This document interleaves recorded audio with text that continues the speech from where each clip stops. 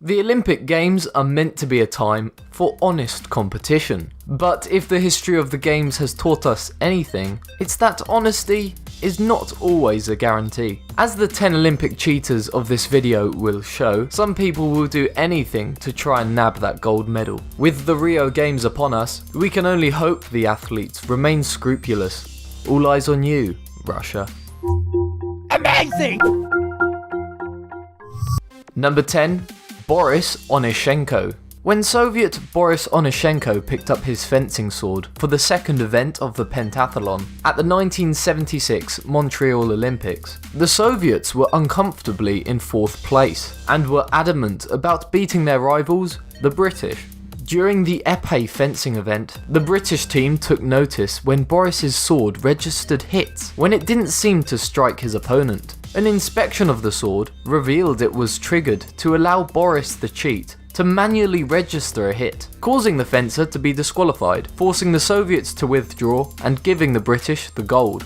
Number 9. Jong Soo.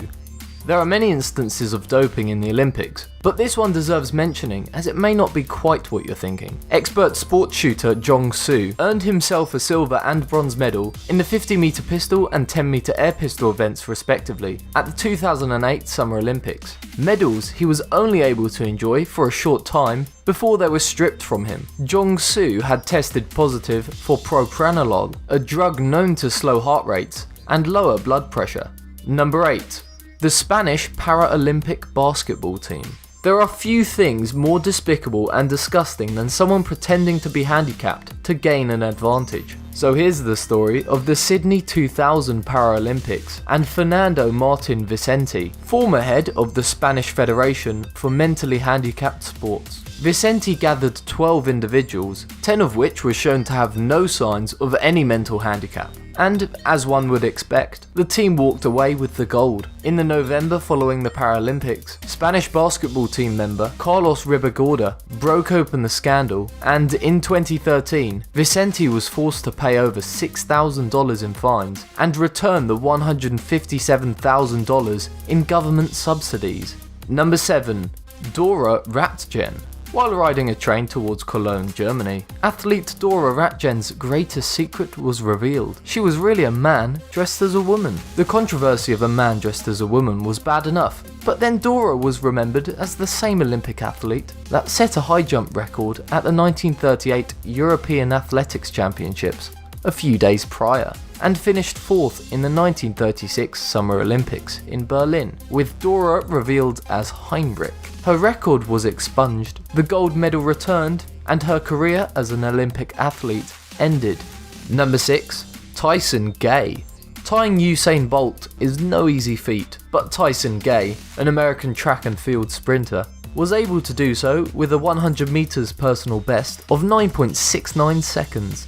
Gay's reputation was put on the line though, when in 2013 he tested positive for anabolic steroids. Even though he was quick to admit to doping, Gay also blamed a third party, claiming he put his trust in someone who let him down. In response to the positive test, Gay was suspended for a year, and his 2012 results, such as the silver medal he earned at the Summer Olympics, would be annulled.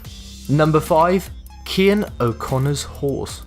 Irish equestrian O'Connor may not have benefited from performance enhancers during the 2004 Summer Olympics, but his horse definitely could have. In fact, after the pair won the gold medal in individual jumping, it was determined that O'Connor's horse, Waterford Crystal, was pumped with a prohibited substance. The governing body stripped O'Connor of his medal and banned him for 3 months. It was later determined that O'Connor had no part in deliberately doping his horse, though the medal was never returned.